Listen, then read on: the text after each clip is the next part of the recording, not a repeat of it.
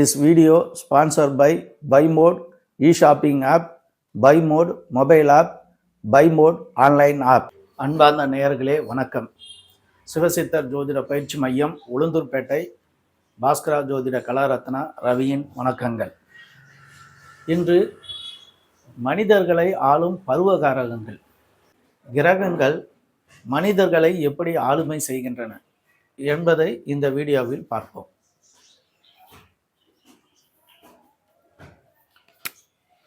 குரு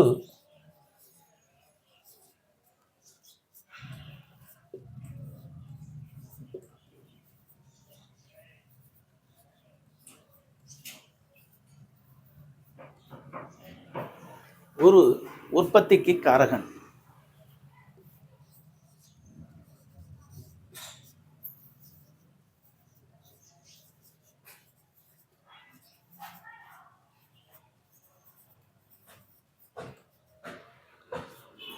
குரு உற்பத்திக்கு காரகன், சனி அழிவுக்கு காரகன். இந்த இரண்டு கிரகங்களும் உற்பத்திக்கும் அழிவுக்கும் முக்கிய பங்கு வகிக்கின்றன. உலகத்தில் நடக்கும் அனைத்து விஷயங்களும் தோன்றுவதற்கு குரு காரகம். அந்த தோன்றிய பொருள் ஒரு நாள் அழிவதற்கு காரகன் சனி காரகன். இதனால்தான் குருவை உற்பத்தி காரகன் என்றும் சனியை அழிவு காரகன் என்றும் குறிப்பிட்டார்கள். நம் உலகத்தில் அழிவு ஏற்படுவதற்கு காரகன் சனி.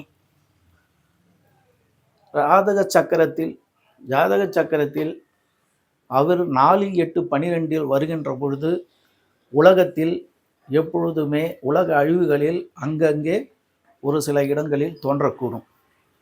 இந்த அழிவுக்கு காரகன் சனி. 9 கிரகங்களும் மனிதர்களின் பிறப்பு முதல் இறப்பு வரை எப்படி ஆளுமை செய்கிறது என்பதை பார்ப்போம்.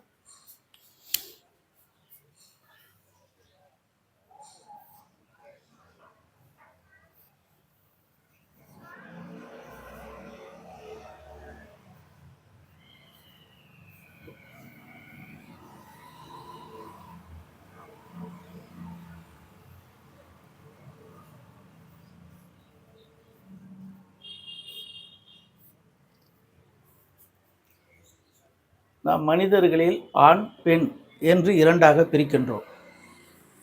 இதில் குழந்தை பருவத்தை குரு ஆளுமை செய்யும். அது ஆண் குழந்தையாக இருந்தாலும் சரி, பெண் குழந்தையாக இருந்தாலும் சரி, குழந்தையில் பாகுபாடு இல்லை. ஆண் பெண் இருவருமே குழந்தை. இந்த குழந்தை பருவம் 5 வயது வரை அவர்களை ஆளுமை செய்யும். குரு உண்மைக்கு காரகன், நேர்மைக்கு காரகன்.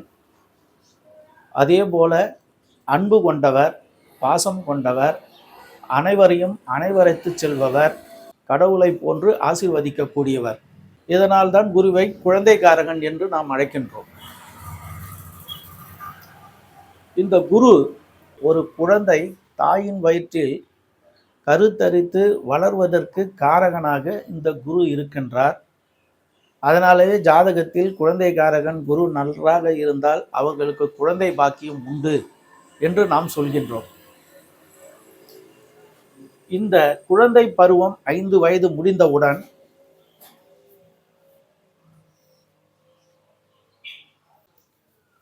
புதன் காரகன் 5 வயதிலிருந்து ஒவ்வொரு குழந்தைக்கும் புதன் காரகம் வேலை செய்யும்.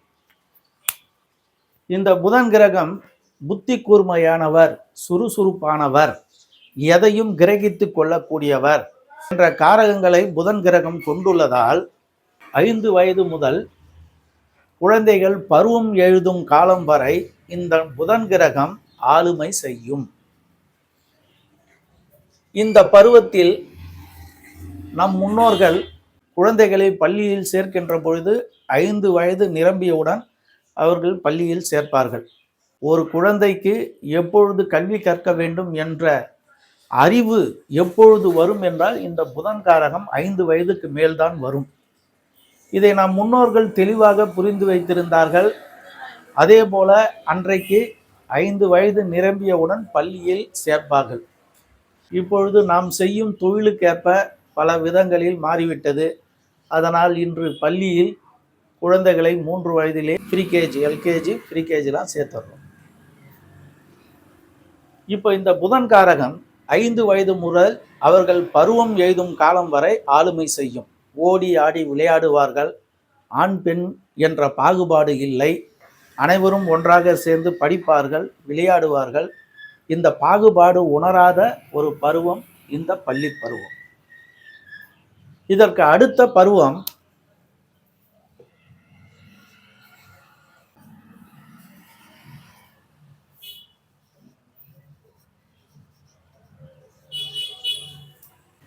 இந்த புதன்காரகன் முடிந்தவுடன் ஆணோ பெண்ணோ, ஆண் செவ்வாய்க்காரகன் பருவம் எய்தியவுடன் செவ்வாய்க்காரகத்துக்கு மாறிவிடுவார்.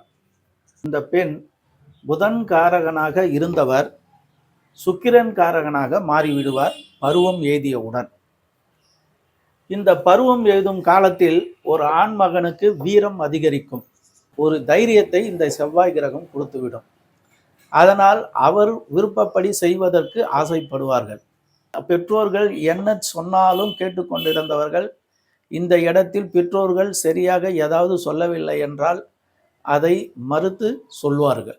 இந்த குணங்களை இந்த செவ்வாய்க்காரகன் அவர்கள் பருவம் எய்தியவுடன் தைரியத்தையும் தன்னம்பிக்கையும் முயற்சிக்கும் திறனையும் கொடுத்து விடுவார். அதே போல ஒரு பெண் சுக்கிரன் காரகம் பருவம் எய்தியவுடன் சுக்கிரன் கிரகம் ஆளும் செய்யும். தன்னை அழகுபடுத்திக் கொள்வதில் ஆர்வம் உடையவராக இருப்பார். அன்பாக பேசக்கூடிய வேண்டும் என்று நினைப்பார். அதே நேரத்தில் அச்சம், நாணம் இவைகள் அனைத்தும் இந்த பருவம் எய்தும் காலங்களில் ஒரு ஆணுக்கும் பெண்ணுக்கும் பிரித்து பார்க்கக்கூடிய அந்த அறிவு வளர்ந்துவிடும். இதனால்தான் கன்னியரை, இளமை பருவத்தினர், வயதுக்கு வந்தவரை சுக்கிரன் காரகன் ஆளுமை செய்கிறது. அதே ஒரு இளைஞரை செவ்வாய்க்காரகன், அதே பருவம் எய்தியவுடன் செவ்வாய்க்காரகன் ஒரு இளைஞரை ஆளுமை செய்கிறது. இதைத்தான் நாம் சுக்கிரன் செவ்வாய் காரகம் இரண்டாக மனித குலத்தை ஆண் பெண் என்ற உணர்வுகளை தனியாக பிரித்து அவர்கள் உணர்ந்து நடந்து கொள்வதற்குண்டான காரகங்களை இந்த செவ்வாயும் சுக்கிரனும் ஆணுக்கும் பெண்ணுக்கும் வழங்குகிறது. இந்த பருவங்கள் படித்து அவர்கள் வேலை தேடிக்கொண்டு முயற்சிக்கும் பொழுது அவர்களுக்கு குடும்ப வாழ்க்கையை ஏற்படுத்த வேண்டும் என்று நம் முன்னோர்கள் வகுத்து வைத்திருக்கிறார்கள். திருமண பருவம் வந்துவிட்டது என்ற திருமணம் செய்து வைப்பார்கள். திருமணம் செய்து வைத்தவுடன் அடுத்து அவர்கள் திருமண பருவத்திற்கு வந்தவுடன், திருமணம் முடித்தவுடன் சூரியன் சந்திரன் கிரகங்கள் ஆளுமை செய்யும். திருமணம் முடித்தாலும் இந்த ஆணும் பெண்ணும் குழந்தை பெறும், இந்த ஆணும் பெண்ணும் குழந்தை பெறும் காலம் வரை அவர்கள் செவ்வாய் கிரகமும் சுக்கிரன் கிரகமும் தான் ஆளுமை செய்யும். திருமணம் முடிந்தாலும் இந்த ஆணும் பெண்ணும் செவ்வாயும் சுக்கிரனும் குழந்தை பெறும் காலம் வரை ஆளுமை செய்யும். இருவருக்கும் குழந்தை பிறந்தவுடன் அந்த கணவன் தந்தையாகிறான், மனைவி தாயாகிறார். அப்பொழுது சூரியன் தந்தைக்காரகன், சந்திரன் தாய்க்காரகன், 2 கிரகங்களும் அவர்களை ஆளுமை செய்யும். ஒரு குழந்தை வந்தவுடன் இவர்கள் அன்பை அந்த குழந்தைக்கு பரிமாறுவார்கள். ஒரு பெற்றோராக, தந்தை தாயாக. இதுதான் சூரியன் தந்தைக்காரகன், சந்திரன் தாய்க்காரகன் என்று நம் முன்னோர்கள் கிரககாரங்களில் நம் மனித பருவத்திற்கு தகுந்த மாதிரி பிரித்து வைத்திருக்கிறார்கள். இதற்கு அடுத்த பருவம்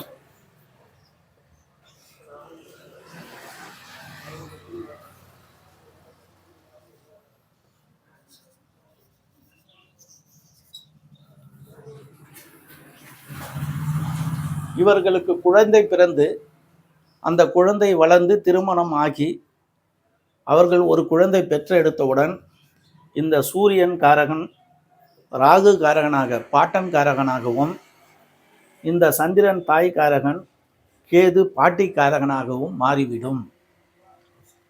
இப்படி இவர்களுக்கு ராகு கேது பாட்டன் பாட்டி என்ற ஸ்தானத்தை கொடுத்து அவர்களை ஆளுமை செய்யும். இதற்கு அடுத்த பருவம்